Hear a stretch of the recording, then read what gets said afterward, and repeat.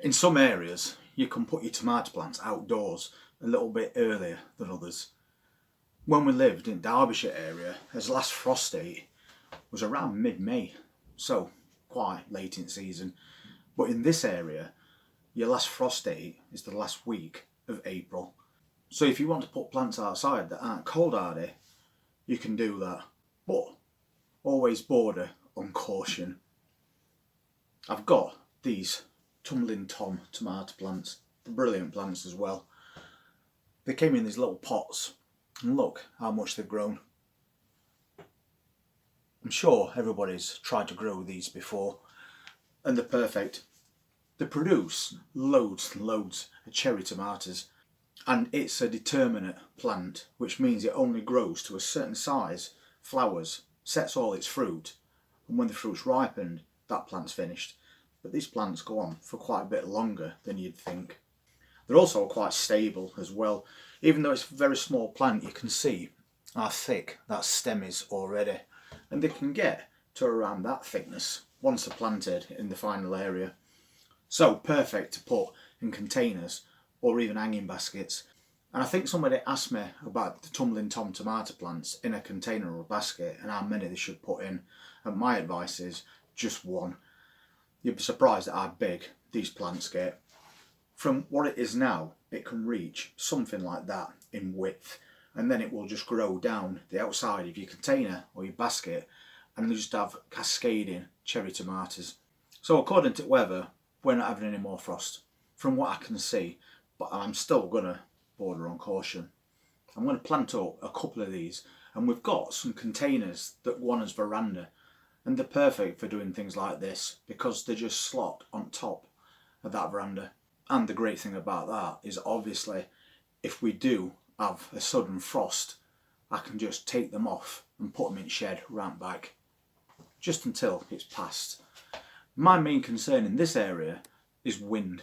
We get quite a lot of wind, and although these are determinate plants and they only grow around this tall, you still don't want them getting battered by wind, because wind damage is not good for your plants. Wind will dry the leaves out as well and cause you problems.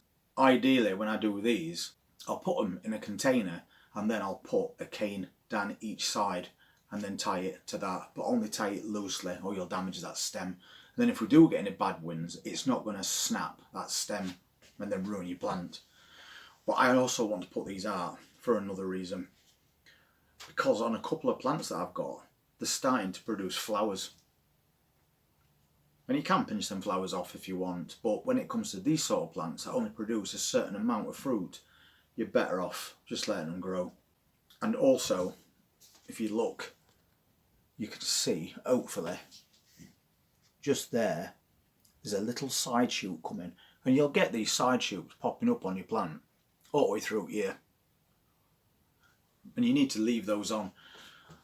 On an indeterminate plant, which means a vining tomato plant that will just carry on growing and growing constantly all year, you have to pinch those off. Otherwise the plant just goes crazy and it'll have stems shooting off in all different directions and it gets a little bit out of control.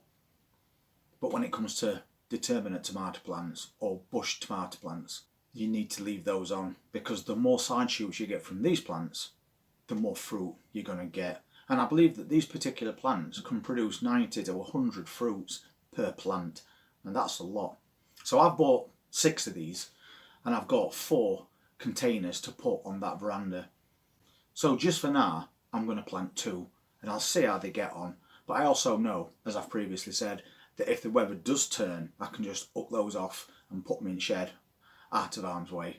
So that's what we're going to do. And I've also got some spinach, and we tried to grow that as multi-sown spinach, but unfortunately I don't think a lot of the seeds were viable, so we've really got 1 to 2 that came up in each cell, but we can still grow those as individual plants. So I'm going to pop them in that bed outside, get that spinach on go, and get 2 of these in containers, and that's a little bit more for this container garden. And if you've never grown spinach before and you want to grow spinach, now is the best time to grow it, because it's very susceptible to bolting when it gets too hot. So you don't really want to be growing that during heat of summer, because it won't last 5 minutes. So if we put some in now and get it growing, we're going to be able to pick quite a few leaves off them spinach plants before they go to seed. And there are the containers that we're going to be putting them in. And as I said, they're just up over that veranda because they've got these cutouts in them. And they're not a bad size. So we'll take a couple down and get them on the way. And I've also got this bed as well. And we've put multi-sown onions in there. And they seem to be doing alright. But we've also got these onion sets that we've pre-planted. And you can see there's lots of shoots coming up on these now. But also, look at all the roots that's coming out at bottom. So they're good to go as well. And you can see that everything in this propagator is looking really healthy. So we need to get these peppers potted on as well at some point. And this is one of the plants I was talking about. Another cherry tomato plant, but in flower already. And something else I noticed the other day was these strawberries. And they're now starting to flower as well. I've also drilled some extra holes in these containers just to make sure they drain properly.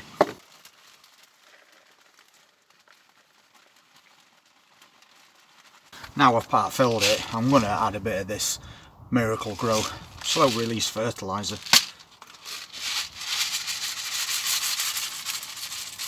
So we'll get a good amount in there, and then I'm just going to mix that in and then top this off.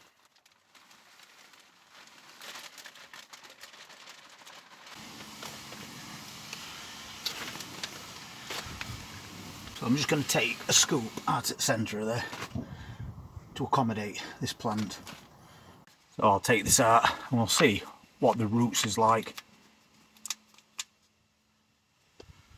And you can see for a small plant it's definitely time to move.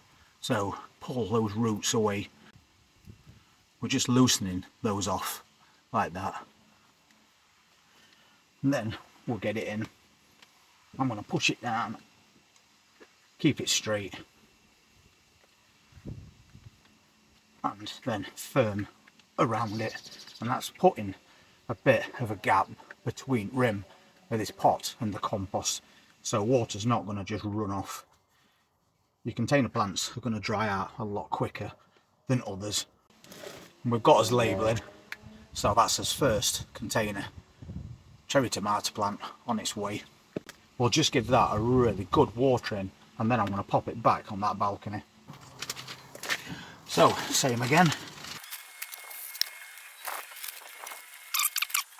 And we can see that that's pretty much depth we're looking for. So let's check this one out as well.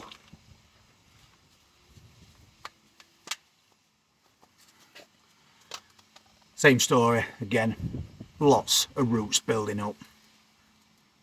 So free all of those away.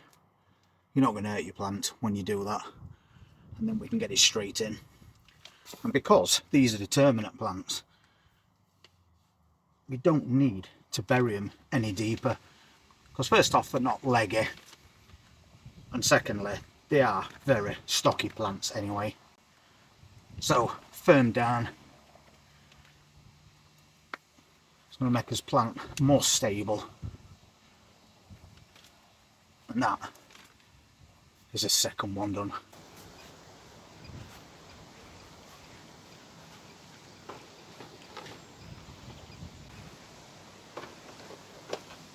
Now that them containers are full and they're slotted onto that veranda, even the strongest wind is not going to blow those off. So we'll see how they get on for the next few days, and if they do alright, we'll set up another two. And this is the spinach we've been growing. There's a couple of plants come up in odd cell, but not what I was hoping for. Not everything goes exactly how you plan, but I'm going to still take these plugs out and plant them as they are. We need to get that spinach going as soon as possible. So I'll just pop one of these out carefully as well. We don't want to break it all up. You can see it's got plenty of roots. So we'll make a nice deep hole and just drop that straight in. Same with this one, straight in, push it down. So we'll just carry on and get the rest in. So there we go. a couple of minutes and we've got 6 homegrown spinach plants on way. And look at that lettuce that we put in not too long ago. It's doing really well. It's now ready to start picking leaves, because we're treating that as cut and come again. So if we pick leaves off, they'll grow back. And those carrots are looking really healthy as well. And also those spring cabbages seem to have picked up even more.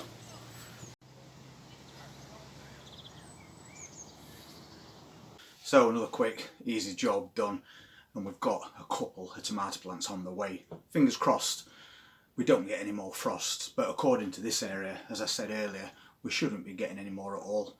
We've just got to watch out for that wind. And I did notice something, and I don't know if anybody else has noticed the same thing over the last few days.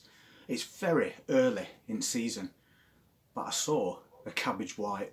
Last year they came really late, but this year's weather is nowhere near as bad as it was last year. So unfortunately, looks like that cabbage white's around already. So what we're going to have to do is maybe put a couple of canes where we've got those cabbages, and then put a bit of netting over the top. We don't want them landing on us cabbage leaves and laying eggs, otherwise they're going to be covered in caterpillars and they'll slowly but surely destroy all those leaves on your plants. But that's a job for another day. So I'm happy with progress of this container garden so far, and every few days we're adding something new. If you want to see what else we're going to be planting as we approach May, then please hit that subscribe button, press that notifications bell, and I'll see you on the next one. Enjoy your Easter holiday. Take care.